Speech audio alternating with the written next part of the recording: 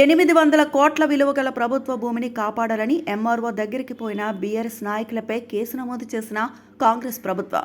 Cantonment 8 ఎకరాల ప్రభుత్వ భూమిని సర్వే నెంబర్ 157/1 కాపాడాలంటూ ఆ భూమిలో షాపింగ్ మాల్ వద్దు 6000 ఇందిరమ్మ ఇల్లు కట్టాలని ఎంఆర్ఓకు వినతి పత్రం ఇవ్వడానికి వెళ్తే 8 మంది బీఆర్ఎస్ నాయకులపై కేసు నమోదు చేసిన కాంగ్రెస్ ప్రభుత్వం.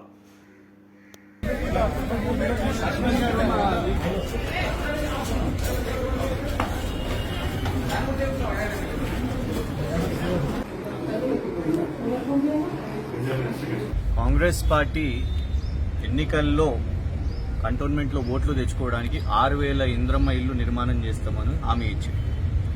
157/1 సర్వే నంబర్లో 800 కోట్ల విలువగల భూమి దాంట్లో నిర్మాణం చేస్తామని ఏదైతే హామీ ఎమ్మెల్యే గారు ఆనాడు మరి పొంగులేటి శ్రీనివాసరెడ్డి గారిని, సీతక్క గారిని వాళ్ళందరినీ కలిసి వినతి పత్రం ఇచ్చారో ఆ యొక్క భూమిని కాపాడాలని బీఆర్ఎస్ పార్టీ నాయకులందరూ కూడా మా పార్టీ యొక్క వర్కింగ్ ప్రెసిడెంట్ శ్రీ కేటీఆర్ గారి ఆదేశాలతోని 20 జూన్ నాడు మేము తిరుమలగిరి ఆఫీస్ దగ్గరికి వెళ్లి రిప్రజెంటేషన్ ఇవ్వడానికి, ఎంఆర్ఓ గారికి రిప్రజెంటేషన్ ఇవ్వడానికి, వినతి పత్రం ఇవ్వడానికి, దానికంటే ముందు మేము గౌరవ హైదరాబాద్ కలెక్టర్ గారికి కూడా వినతి పత్రం ఇచ్చింది.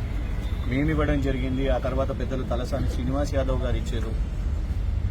అసలు సెంట్రిక్ పాయింట్ ఏంటిదంటే 6000 ఇంద్రమ్మ ఇల్లు ప్రభుత్వ భూమిని కాపాడుకోవాలి.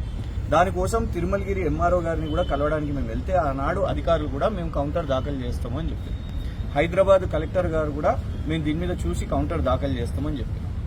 బీఆర్ఎస్ పార్టీ దీని మీద మాట్లాడిన తర్వాత కాంగ్రెస్ ఎమ్మెల్యే ఎవరి మీద అయితే ఇలా ప్రజలందరూ ఆరోపణ చేస్తున్నారో దీంట్లో 5 కోట్లు ముట్టినాయి, అందుకే నువ్వు మాట్లాడతలేవు, గతంలో నువ్వే 6000 ఇంద్రమ్మ ఇల్లు అక్కడ కట్టిస్తాను అని ఇప్పుడు ఎందుకు మాట్లాడతలేవు అంటే బీఆర్ఎస్ పార్టీ నాయకులు పెట్టిన ఒత్తిడితోని కాంగ్రెస్ ఎమ్మెల్యే కూడా కౌంటర్ దాఖలు చేస్తా అని చెప్పింది. కానీ మీరు చేసింది ఏంటిది?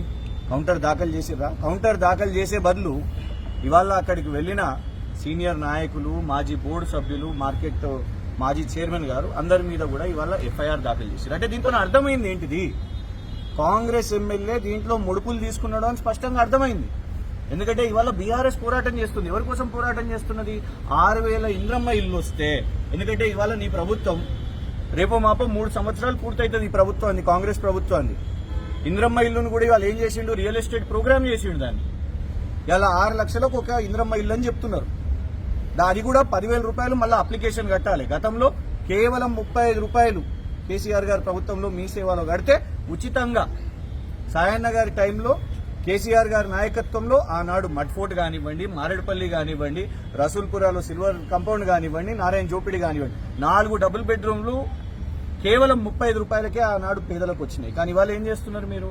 పోనీ అది కడతావా అంటే ఆ ప్రభుత్వ భూమిని కాపాడకుండా ఇవాళ 8 మంది మీద కేసు వేయడం జరిగింది. ప్రజల కోసం 6000 ఇంద్రమ్మ ఇల్లు కట్టండి అయ్యా, నువ్వు ప్రభుత్వ జాగని కాపాడంటే మా మీద పోలీస్ కేసా?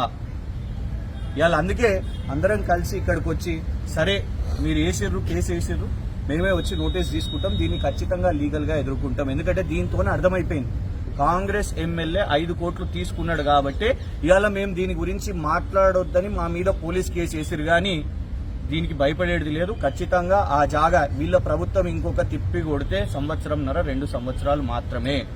ఆడ మాల్ కాదు, షాపింగ్ మాల్ కాదు, ఖచ్చితంగా అది ప్రభుత్వ భూమి, ప్రభుత్వానికి ప్రజలకు అవసరం వచ్చే విధంగా బీఆర్ఎస్ పోరాడుతుంది. మరిన్ని అప్డేట్స్ కోసం మా ఛానల్ ని సబ్స్క్రైబ్ చేయండి.